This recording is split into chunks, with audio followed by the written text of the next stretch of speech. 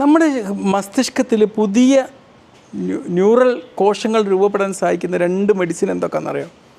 ഒന്ന് സെക്സും, രണ്ട് കോഫിയുമാണ്. പുതിയ ബ്രെയിൻ സെൽസ് ഫോം ചെയ്യുന്നതിന് വിളിക്കുന്ന ഒരു പേരെന്താണ്? ന്യൂറോജെനസിസ് എന്നാണ്. ഈ ന്യൂറോജെനസിസ് നമ്മളെ സംബന്ധിച്ചിടത്തോളം നല്ല ഓർമ്മ നിലനിർത്താനും പുതിയ കാര്യങ്ങൾ പഠിക്കാനും നമുക്ക് നല്ല ഹെൽത്തി ആയിട്ടുള്ള ബ്രെയിൻ നിലനിർത്താനും ആവശ്യമുള്ള കാര്യമാണ്. എങ്ങനെയാണ് ഈ സെക്സും കോഫിയും നമ്മൾ ഈ ന്യൂറോജെനസിനെ സഹായിക്കുന്നത് നോക്കാം. സെക്സ് എങ്ങനെയാണ് ഇത് റിലീസ് ചെയ്യുന്നത്? രണ്ട് ഹോർമോൺസാണ് ഇതിന് സഹായിക്കുന്നത്. സെക്സ് ചെയ്യുന്ന സമയത്ത് നമ്മുടെ ശരീരത്തിൽ ഡോപ്പമിൻ എന്ന് പറയുന്ന ഹോർമോണും ഓക്സിറ്റോസിൻ എന്ന് പറയുന്ന ഹോർമോണും ഉൽപ്പാദിപ്പിക്കപ്പെടുന്നത്. ഇത് ന്യൂറോജെനസിസിനെ സഹായിക്കുന്ന ഹോർമോൺസാണ്. അതുപോലെ ന്യൂറോജെനസിസിനെ സഹായിക്കുന്ന മറ്റൊരു കാര്യം എന്താണ്? പുതിയ കാര്യങ്ങൾ പഠിക്കുക എന്നുള്ളതാണ്. അത് പുതിയ ന്യൂറൽ നെറ്റ്വർക്ക്സ് ഉണ്ടാക്കുകയും അത് നമ്മുടെ ശരീരത്തിൽ നമ്മുടെ തലച്ചോറിനെ കൂടുതൽ ഹെൽത്തി ആക്കുകയും ചെയ്യും.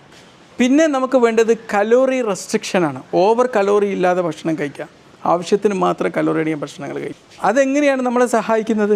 ന്യൂറോജെനസിനെ സഹായിക്കുന്നത് ഈ നീർവീക്കം കുറക്കുന്നുള്ള. ഓവർ ഭക്ഷണം എത്തിക്കഴിഞ്ഞാൽ അത് ശരീരത്തിൽ ആകെ കുന്നുകൂടിയിട്ട് ആകെ നീർവീക്കം ഉണ്ടാക്കുന്ന സാഹചര്യം ഉണ്ടാകും, അത് ഒഴിവാക്കുന്നുള്ള.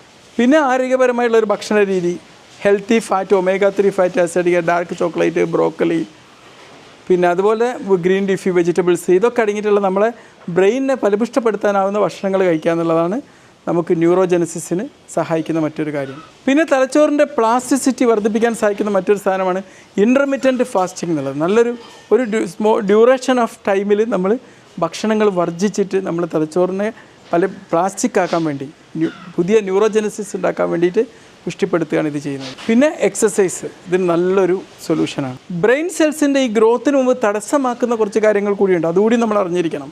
ഒന്ന് ഉറക്കക്കുറവാണ്. ഉറക്കക്കുറവ് എന്താക്കും? നമ്മളെ തലച്ചോറിൻ്റെ റിപ്പയറിങ് പ്രോസസ്സിനെ താറുമാറാക്കും എന്നുള്ളതാണ്. പിന്നെ ഏജിങ്, ആ സമയത്ത് പുതിയ ന്യൂറോജെനസിസ് കുറഞ്ഞു വരും.